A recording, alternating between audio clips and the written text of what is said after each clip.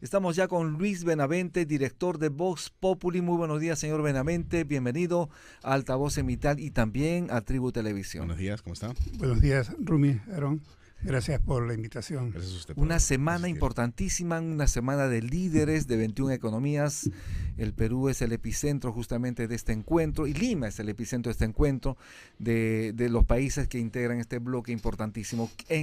Desde su visión en Vox Populi, ¿qué le parece a usted que el Perú en este caso esté realizando esta tercera reunión de APEC en el país? Y curiosamente son cada 8 años, ¿no? El 2008, Exacto. 2016, 2024 y bueno, el 2032 volveremos a hablar de este tema. Esperemos que así sea. Esperemos que así sea. Ya, es importante que a pesar de las dificultades hayan reconfirmado a Perú como sede de la sede, ¿no? Porque, bueno, valga la redundancia, como sede del evento, porque hay países que están interesados y hay países que tienen mucho interés precisamente en tener mayor visibilidad en APEC. La economía peruana en el contexto de APEC es muy pequeña, no llega ni al 0,5% del PBI. Nada, esto. Sí. Somos pigmeos. Sí, todo nuestro crecimiento y el orgullo que tenemos de tener una economía de 260, 270 mil millones de dólares. Claro, es que, a ver, un poco crudamente, hoy día somos más que una aldea en economía, ¿de acuerdo? Claro, en cultura sí, tenemos una tradición milenaria y eso es indiscutible, ¿no? Pero en economía la nuestra es muy pequeña en el mundo, ¿no? APEC representa el 60% de la economía mundial, el 37% de la población mundial, por lo tanto el ingreso medio de los ciudadanos de APEC es mucho mayor que la media mundial.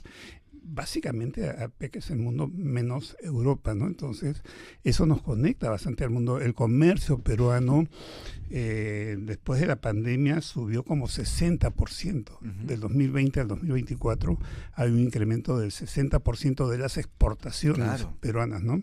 Y APEC es un porcentaje bastante alto, 68% de las exportaciones peruanas. Entonces 22 mil millones de dólares exportados el año 2023 a China. Estamos hablando de 21 economías que integran este foro económico, importantísimo, Foro Económico Asia-Pacífico. Sin embargo, solo 14 autoridades han confirmado su presencia aquí en este foro en Lima, 7 no. ¿Qué habría detrás? ¿Cree usted que todavía esta creciente inseguridad ciudadana está llegando a las autoridades mundiales para decir, caramba, me abstengo un poquito, no voy a Perú?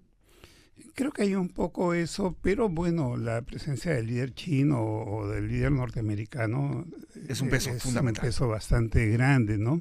Ahora, hay algunos temas, puede ser por dudas de inseguridad ciudadana, que es cierto, pero también creo que hay temas políticos, ¿no? El caso de México, que ha tenido una actitud necia en contra de Perú, distorsionada, en negar la legitimidad de la transición de Boluarte a Castillo, que fue absolutamente constitucional, muy al margen que a uno le guste o no Boluarte, es otra cosa, ¿no? Pero ellos se obstinaron en mentir, hablemos claro, ¿no? En mentirle al mundo y liderar una corriente para quitarle legitimidad a ese régimen. Entonces, y la nueva presidenta mexicana ha reafirmado la política de López Obrador. López Obrador tiene que dar explicaciones sobre la financiación del cártel de Sinaloa que tuvo para su campaña electoral, el llamado rey del cash, según un libro muy famoso escrito por la esposa de un cercano colaborador durante décadas de López Obrador. Entonces López Obrador es un populista mexicano que le habla muy fácilmente a un pueblo donde hay una mayoría de gente sin información, sin educación, sin cultura política y que es fácilmente engañable, ¿no? O el caso de Brasil, sí me queda la duda si es que el tema de Lula es algún conflicto interno, pero aparentemente con Brasil no hay una tensión diplomática con Perú. Lo que he escuchado es que está enfermo, si no me equivoco, ¿no? Puede ser. Usted señalaba que era importante que a pesar de todo estos mensajes que han dado desde México en contra de la Asociación Constitucional de Dina Boluarte, a pesar de la crisis política que es evidente, a pesar de la inseguridad, Perú ha sido ratificada como sede de la APEC. ¿Eso legitima, digamos, el gobierno de Dina Boluarte? ¿Lo fortalece? Creo que sí, y fortalece también, creo, o refortalece, por usar una palabra, la solidez de la economía peruana, ¿no? Eso es donde importante, hay sí. claves muy importantes, donde por un lado se sabe que es la independencia del BCR respecto al poder político, lo cual es bastante en América Latina, pero también hay un clima regulatorio que se hizo en los 90, 2000 de la economía y tratados de libre comercio. El 90% del comercio internacional peruano es con países con los cuales hay TLCs, tratados de complementación económica, y esto va para adelante. Ahora Con pensemos... Hong Kong también he visto que está pendiente y también con la India, ¿no? La India. Sí. Y eso es clave. Creo que eso es clave porque la India es una economía muy interesante donde Perú puede tener un hub tecnológico en alianza con la India, que tiene esa capacidad tecnológica a un costo bastante bajo. Creo que eso le abriría puertas interesantes también a Perú. Muchos hablan de ponerle contrapeso a los chinos. Creo que va a ser difícil porque el avance chino es comercial, pero también es militar, diplomático, cultural, etcétera, ¿no?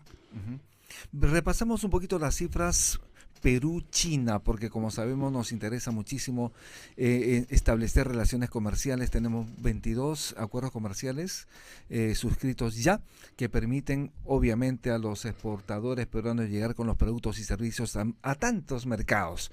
Pero ¿qué tan importante es la relación comercial con China y cuáles son las cifras que manejamos?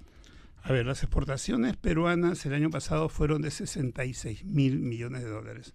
A China se exportó más de 22.000 millones de dólares, un tercio de las exportaciones peruanas. Vemos la importancia de esos montos, aparte que son cifras bastante grandes a la vista y cifras crecientes. Por ejemplo, las agroexportaciones han seguido subiendo a pesar de la crisis del 2020 con el tema de la ley agraria y que generó muertes en Virú, en Ica, y todo eso ha seguido creciendo, ¿no?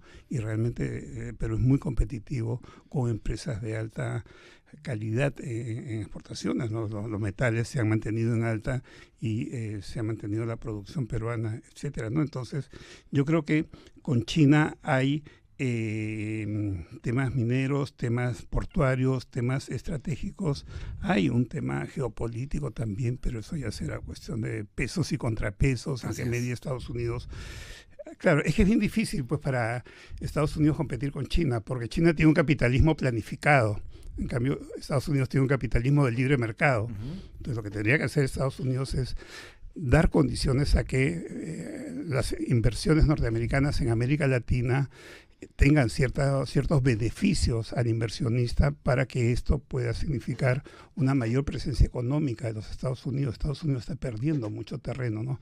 Digamos, eso es otro espacio, ¿no? Pero digamos, la cuestión comercial con China creo que es muy importante para el Perú. Hay quienes piensan, y gente muy calificada y respetable como Mercedes Arauz y otras personas más, que, bueno, mientras se sujeten a las normas regulatorias del Perú, pues cualquier capital extranjero es bienvenido, ¿no?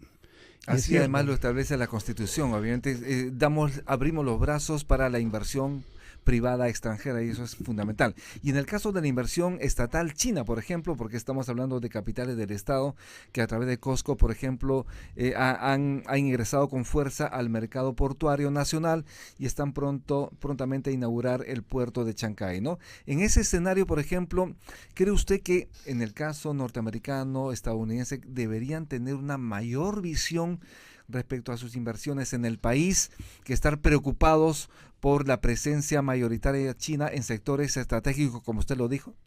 Creo que sí. A ver, el juego geopolítico mundial finalmente es un juego de equilibrios, ¿no? Claro. A ver, si mañana una simulación, China aprieta a Perú, Perú tiene muy poca capacidad de defensa con esa dependencia que ya se ha generado con China, ¿no? Entonces Estados Unidos no ha tenido la capacidad de poner un contrapeso. A comienzos del año pasado, hace un año y medio, la jefa famosa del Comando Sur de los Estados Unidos puso la voz de alerta en el Senado norteamericano sobre lo que para ellos sería, para los militares americanos, el peligro de la expansión china en América Latina. Bueno, entonces ya dependerá de una política norteamericana poner esos contrapesos, ¿no? Claro, cuando yo lo digo, también estoy pensando en los beneficios que pueda tener Perú. De acuerdo, creo que por un lado somos todos partidarios de mantener nuestra soberanía y no entregarnos a ninguna potencia extranjera, pero por otro lado las inversiones nos van a permitir seguir saliendo adelante. Esas exportaciones peruanas tan grandes que son, tengo un PBI de 260 y tantos mil millones de dólares, 60 y tantos mil millones de dólares de exportaciones, es el 30% o más del PBI. ¿Y qué representa eso en empleo para los peruanos? En tributos, en impuestos, en canon minero, ¿no? Entonces realmente ahí está el beneficio para el bienestar de los peruanos. Aaron Salomón. Sí, ¿usted qué le parece, señor Benavente, las medidas que ha tomado el gobierno como declarar clases virtuales durante el foro de APEC, por ejemplo? Creo que ha sido un error porque, a ver, hay que habilitar la ciudad para que fluya el evento, ¿no? Pero eso significa ciertos horarios y ciertas avenidas y calles. Las aledañas nomás, ¿no? Pero no toda la provincia de Lima, donde hay millones de estudiantes probablemente, que es una ciudad de 10 millones de habitantes, ¿no? Entonces creo que es un error, ha sido una... Y la declaratoria de feriados también, feriados recuperables, me parece, ¿no? No laborables, ¿no? Sí, claro, en el sector privado son recuperables, es cierto, en el sector público no lo sé exactamente. Creo que es una exageración. Está respondiendo también a precedentes. Algo equivalente ocurrió el 2008, el 2016, pero creo que hay que cambiar las cosas, ¿no? Importantísimo. Usted, volviendo al tema, por ejemplo, de la preocupación de Estados Unidos respecto a la mayor presencia china en países como el Perú, en sectores importantísimos, minería, el sector portuario, está en telecomunicaciones, está también en el sector eléctrico, porque como sabemos, en Lima Metropolitana 2 empresas chinas distribuyen la electricidad, ¿no? para los hogares peruanos. Preocúpate, pero también ocúpate, eso le dijo el embajador peruano en Estados Unidos a las autoridades norteamericanas. Hay proyectos de inversión en el Perú donde Estados Unidos podría darle una mirada, mayor atención y posibilitar el ingreso de su dinero también para propiciar empleo en el país.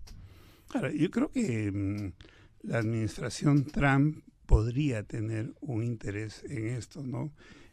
Una política como la de Biden fue más liberal en ese aspecto, ¿no? No es lo mismo, pero el hecho, por ejemplo, de haber abandonado Afganistán, claro, era generar que en 2 meses se metan los ayatolás otra vez y ese país retroceda 100 años nuevamente. En fin, tampoco es darle la intervención militar, pero bueno, ahí hay un tema complejo, ¿no? Creo que sí, Estados Unidos tiene que reaccionar definitivamente, ¿no? Y las reglas de juego con China también deben ser más claras para que la población peruana comprenda lo que es la inversión china, ¿no? A veces es criticada la inversión china porque no respeta reglas ambientales, de relaciones de trabajo, etcétera, ¿no? Bueno, en fin, esas cosas creo que también debería preocupar un poco. Es bueno que venga la inversión de donde venga, es importante, pero que venga en buenas condiciones, respeto del medio ambiente, respeto de los derechos laborales, respeto de los tributos que paguen al país y obviamente que haya un gobierno, autoridades que puedan auscultar y puedan verificar que esto se cumpla. Eso es importante, pero ¿cómo encontrar ese equilibrio? Bueno, hay un marco regulatorio para eso, ¿no? que debe cumplirse. Sabemos que muchas empresas hacen lobbies con autoridades de gobierno y eso es tras bambalinas y ahí se permiten muchas cosas, ¿no? Una empresa peruana, a ver, te está cayendo la SUNAFIL, te cae la SUNAT, el municipio, en fin, te están cayendo en todo momento para controlarte a una empresa pequeña en Perú, ¿no? En el caso de las empresas extranjeras, por ejemplo, Telefónica tenía una deuda muy grande, entonces van a arbitrajes y cosas que a veces no son transparentes. El Estado peruano a veces no sabe defenderse o no quiere defenderse o no le conviene defenderse a ciertos funcionarios públicos que hacen de las suyas también, y ahí hay mucha corrupción. Y finalmente ahora Telefónica creo que le va a hacer un juicio a Perú, un juicio internacional, ¿no? Entonces las tortillas se vuelven... Creo que hay un marco regulatorio que debe ser más estricto, ¿no? Y creo que la corrupción en general, si bien ha estado enfocada en Odebrecht, Club de la Construcción y en temas de ese tipo, o gobernantes que han recibido dinero en campañas, etcétera, tiene que ser más estricta en el país. Importante. Aaron. Sí, cambiando radicalmente de tema, bueno, no tan radicalmente, sino cambiando de tema, ustedes en Vox Populi publicaron unas cifras acerca de que los homicidios estaban aumentando y desde el año 2017 al 2024 vemos que, por ejemplo, en el 2017 hubo 667 homicidios y en el 2024 hasta ahora 1905. Y esto a partir de cifras de SINAEF, ¿no? Sí, ahí la elaboración es nuestra. Hemos excluido de la cifra de SINADEF asesinatos de peruanos fuera del país, que SINADEF los registra, ¿no? Por un lado. Y por otro lado, hemos encontrado la tasa de crecimiento del 1 de enero al 10 de octubre de este año y hemos proyectado al 31 de diciembre. ¿Ya? Pero eso nos da que se triplicó en 7 años, de 2017 al 2024, y nos dice también que subió 30 y tantos % del 2003 al 2004, y claramente eso está vinculado a extorsión y sicariato. Entonces no es solamente una percepción, ¿no? Porque usted está mostrando data dura, ¿no? Que es a partir, veo, el crecimiento de 2021, básicamente, ¿no? ¿No? Y es con información oficial del gobierno. Entonces yo creo que el ministro del Interior debe ver la información oficial del gobierno antes de decir que las cifras dicen que la criminalidad en el Perú está bajando. No podemos confundir la realidad con nuestros deseos ni engañar a la población. No se puede engañar. En Vox Populi hicimos un trabajo muy fuerte durante la pandemia del 2020. Claro, ustedes evidenciaron las cifras reales, ¿no? Con estimaciones estadísticas, con SINADEF sí. Y con sala situacional, con informaciones del gobierno. Claro, claro. Y había gente que negaba lo que decíamos, pero era imposible. Ahí estaba la sustentación estadística, científica, la proyección argumentada en nuestros informes, ¿no? Es que había intereses en proteger al gobierno, en ocultar estas cifras, pero no puedes meter 200.000 muertos bajo la alfombra. No, y en el caso, por ejemplo, del incremento de los homicidios en el país debido al sicariato, las extorsiones, esto empieza precisamente desde la llegada de esa migración de más de 1 millón de ciudadanos venezolanos. Las puertas se le abrió con generosidad para que puedan venir a trabajar, de alguna manera aportar al país. Sin embargo, vino gente buena y gente mala. Sí, Rumi, ahí creo que hay varias cosas. Y hay algo que no se ha dicho, pero que es evidente. Kuczynski le abrió la puerta de par en par a los venezolanos. Y salía en vivo. Bienvenidos, hermanos venezolanos. ¿Qué país del mundo deja entrar 1.800.000 así de fácil? Un país que no tiene empleo, un país que no tiene para dar servicios mínimos de educación, salud, que sí. Con esa migración va a aumentar obviamente la demanda. Y no culpo al 100% de venezolanos, algunos desadaptados son los criminales, pero la gran mayoría es gente desplazada por una situación lamentable, dolorosa en Venezuela, ¿no? De crisis económica, de falta de libertades, que ha hecho que esa gente esté apartada de sus familias. En Vox Populi hemos hecho estudios sobre temas de venezolanos, focus group, cosas, y realmente es una situación muy, muy dolorosa, ¿no? Y la dimensión de la migración venezolana es enorme. La crisis siria, recuerdan esa imagen de ese niño varado en una playa en Italia, claro. Dolorosa, ¿no? Fue 1 millón de sirios a toda Europa. Angela Merkel, canciller alemana en ese momento, lideró este tema y hubo una repartición. Tal país recibía 100.000, el otro 80.000, el otro 11.000, el otro 120.000. Recibieron 1 millón de migrantes en esa crisis humanitaria tan fuerte. Pues bien, a Perú ha venido el 80% más que sirios fueron a Europa hace 11 años. Sí. 1.800.000, como si nada. Y no se toca así el tema. Y Kuczynski nunca ha sido acusado por lo menos políticamente, periodísticamente, con fuerza por ese tema. ¿Debería ser acusado en todo caso por esto? No sé si penalmente, pero sí políticamente.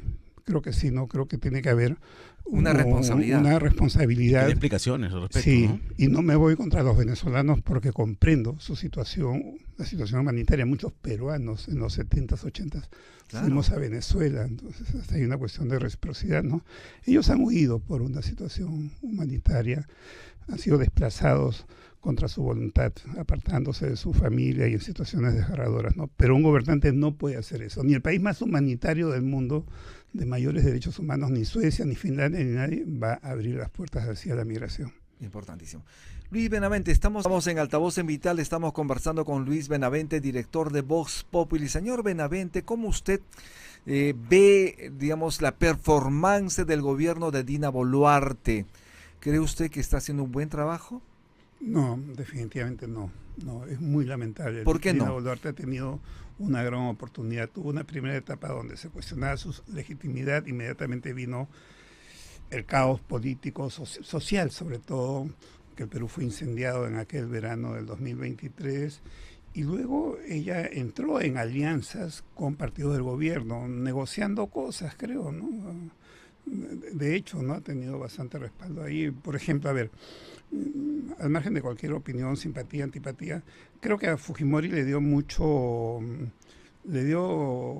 sobre reconocimiento cuando falleció, ¿no? O sea, se vio así como un sobre reconocimiento. Sí, ¿no? Que Esto no se había visto antes, ¿es así? Como jefe de Estado en funciones tampoco, ¿no? O sea, tampoco, como diría Kenji, ¿no? Ajá. O, claro, ¿no? O 3 días de duelo. En fin, creo que era mucho, ¿no? Pero creo que eso era parte del pacto, ¿no? O sea, yo tuve beneficios porque ella había tenido en sus manos la libertad de Fujimori.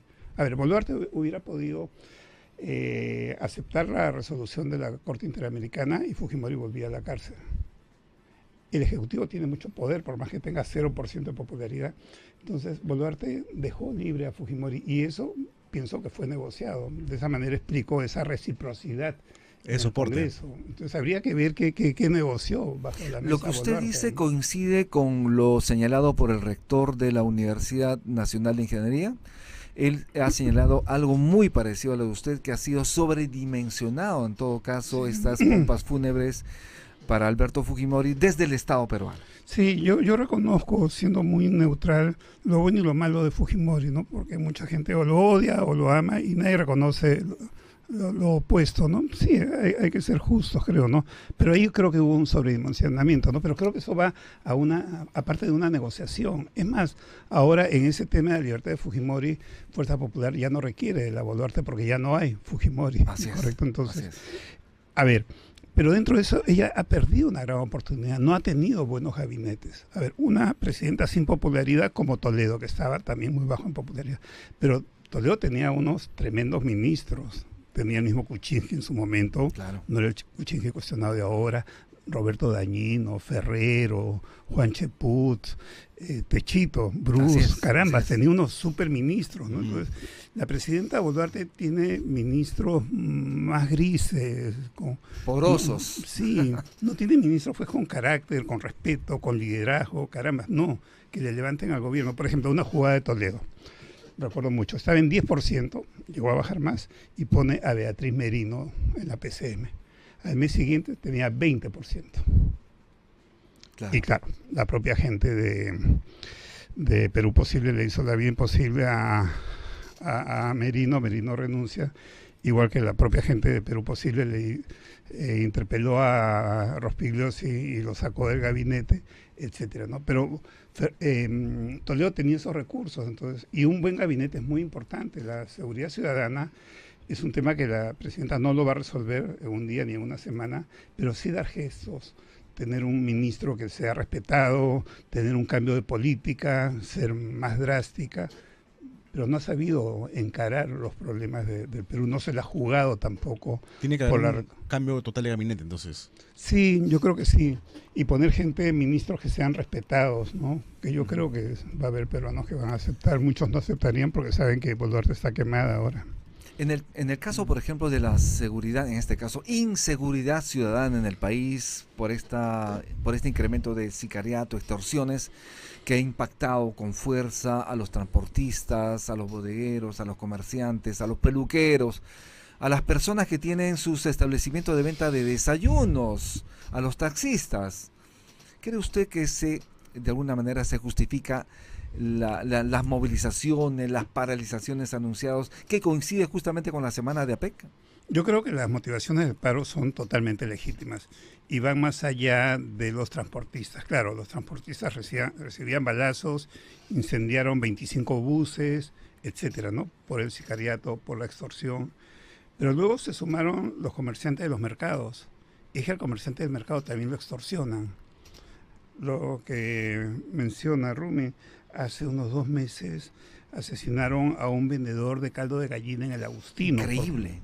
¿Qué le puede sacar? Un humilde vendedor de caldo de gallina. Claro, que le podrá sacar, no sé, 2 soles al día. Qué pena, qué doloroso, qué terrible tragedia, ¿no? Entonces, Entonces ya, y bueno, en varios distritos han cerrado muchos negocios, muchos emprendimientos, muchas pymes, etcétera. Entonces el paro es un descontento con el gobierno, con un gobierno que no sabe conducir al país, es la defensa de la vida por el sicariato que te están matando y es la defensa del derecho al trabajo, porque ya no puedes trabajar porque los sicarios te matan, entonces cierras tu pequeño negocio informal, ¿no? Entonces el paro es totalmente legítimo, ¿no? Yo concuerdo con el paro, pero sí creo que, dado los intereses nacionales, debería ser postergado hasta el día lunes. Están a tiempo todavía quienes han convocado al paro, ¿no? Que protesten, creo que están en su derecho, pero que el país tiene que estar por delante y esa semana es muy importante para el Perú. Es la vitrina precisamente del Perú hacia el mundo, eso es importantísimo. ¿Cree usted que el ministro del Interior, debido a estos errores, desaciertos, incompetencias, debería ser ya retirado del cargo? Sí, hace rato, ¿no? En una democracia, cuando tienes mucho cuestionamiento, lo único que hay que decirte, porque a partir del momento en que no te vas, haces más daño al gobierno y al país. Creo que es lo políticamente correcto. Él hace tiempo debió de haber renunciado. Así es. Aaron Salomón. No, sí, yo estoy de acuerdo con el señor Benavente, pero lo que estoy en contra, no sé qué opinan ustedes de un adelanto de elecciones, ¿no? ¿Qué le parece a ustedes esa alternativa que está proponiendo o la vacancia de la presidenta Dina Boluarte?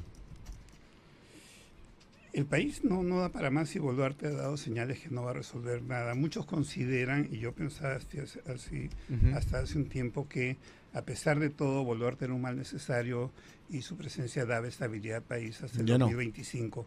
Pero ya no, porque no hace nada, simplemente nos ha puesto en esto y ha entrado a una onda de frivolidad con los roles, la cirugía estética, y parece que sus prioridades son otras, ¿no? El caso del auto presidencial, las dudas que quedan sobre Vladimir Cerrón, si es que lo protegió o no, en fin, ¿no? Creo que en cualquier empleo del mundo, cuando hay un exceso de cuestionamiento o las cosas van muy mal, ocurre una de dos cosas.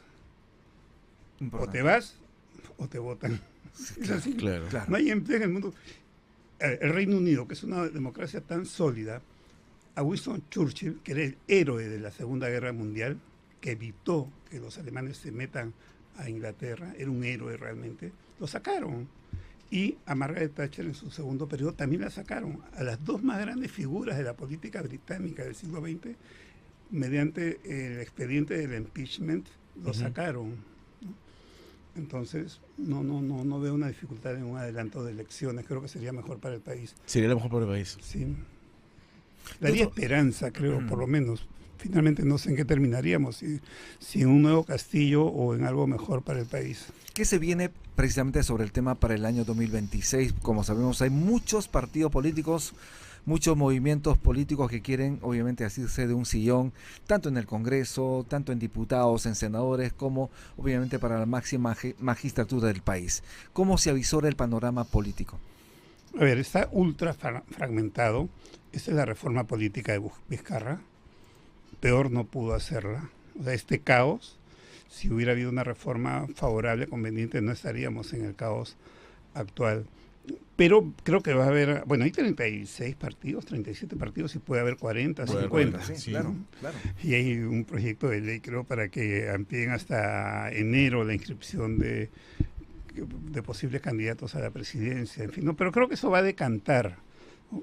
Va a haber un proceso antes de la primera vuelta donde mucha gente que vota por o que tiene simpatía por un candidato o candidata que tiene 0,5 o 1% se va a dar cuenta que ese candidato no llega ni a la esquina y van a mirar a los que están arriba. Eso es estudiado desde hace muchos años. Es el efecto Van Wagon, ¿no? La escuela de Chicago particularmente lo he estudiado mucho, que hace mucho seguimiento electoral desde hace 80 años en Estados Unidos y en el mundo. Entonces, cuando vean que sus candidatos no tienen mayor futuro, van a mirar arriba quienes tienen más puntos en las encuestas, ¿no? Entonces, arriba puede estar, no sé si Antauro pueda postular, Keiko, Hernando de Soto, López Aliaga, en fin, van a ver a uno de ellos y van a adherirse a uno de ellos, ¿no? Entonces va a haber un proceso de transferencia de votos en primera vuelta. Eso es uno, ¿no? Y dos, es los mecanismos de alianzas de partidos, de frentes de partidos, ¿no? Al ver los partidos que no tienen futuro y no tienen una figura grande que arrastre votos, van a juntarse entre ellos. ¿No? Y entonces yo creo que ahí lo que va a haber es un beneficio para pasar la valla electoral en la medida que se junten los partidos. Y eso va a depender, si no me equivoco, del Jurado Nacional de Elecciones. Dar facilidad, otorgar incentivos a las alianzas de partidos. En ese momento se penaliza, porque por cada partido que se junta se sube un punto la valla, ¿no? Claro, se penaliza. Yo creo que tendría que haber una manera de no penalizar, de dar un incentivo, mantenerlo tal como está. Como mi última pregunta, yo quería preguntarle, ¿por qué se están equivocando tanto las encuestadoras? Por ejemplo, en las elecciones anteriores, vimos una semana antes que siempre le recuerdan al Diario del Comercio, que salió en portada, como salía, me parece, Lescano liderando y no aparecía por ningún lado Pedro Castillo. A ver. Y lo mismo ocurrió en Estados Unidos, ¿no? Quedaban todos ganadora Kamala Harris. A ver, los Estados Unidos lo tengo clarísimo, está fresquito. Daban ganadoras a Harris por 1 punto, 2 puntos, Ajá. ¿de acuerdo? Y unas pocas que daban como ganadora a Trump, lo daban ganador por 1 punto, 2 puntos. O sea, la diferencia era mínima. Si hablamos de un margen de error, estábamos en un empate técnico, ¿ya?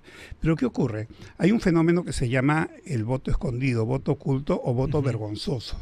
Entonces, Trump es a ver, hablemos claro, un tipo muy cuestionado, muy impresentable, un tipo cuestionado por dar un soborno a una mujer, etcétera, con dinero partidario, con dinero público, acusado de todo. Es un patán en su forma de ser, a ver si hablamos muy claro, ¿no? Repito, muy al margen de simpatías o antipatías. Entonces, es un candidato que puede generar vergüenza.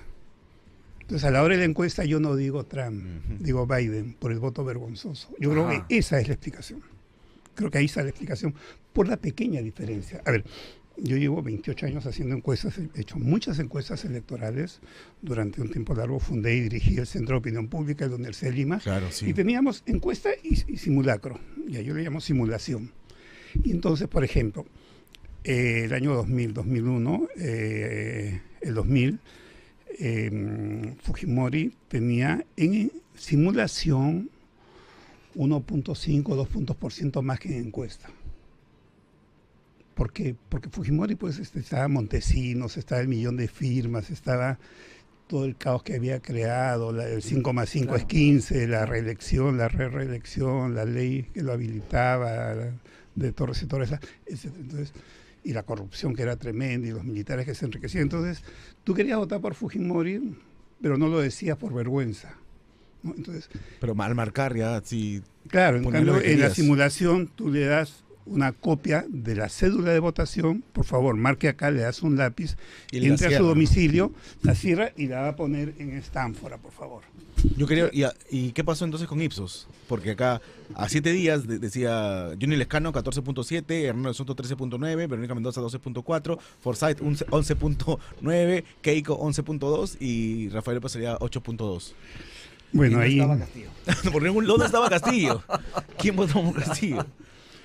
Ahí, a ver, 2 cosas. Uno, con todo cariño, pregúntale a Ipsos.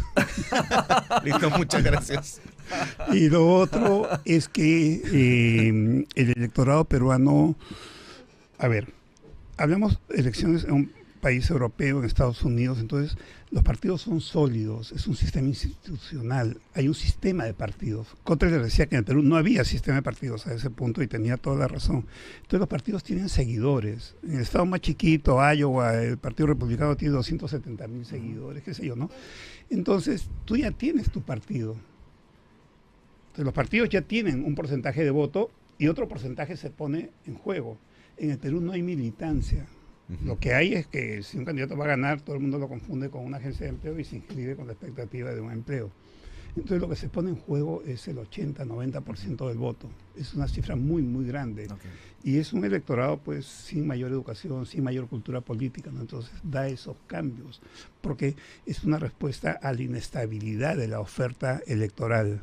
¿De acuerdo? No quiero justificar las encuestas, que cada quien responda por sus encuestas, pero sí creo que hay esa inestabilidad en muchísimos estudios pre- y postelectorales.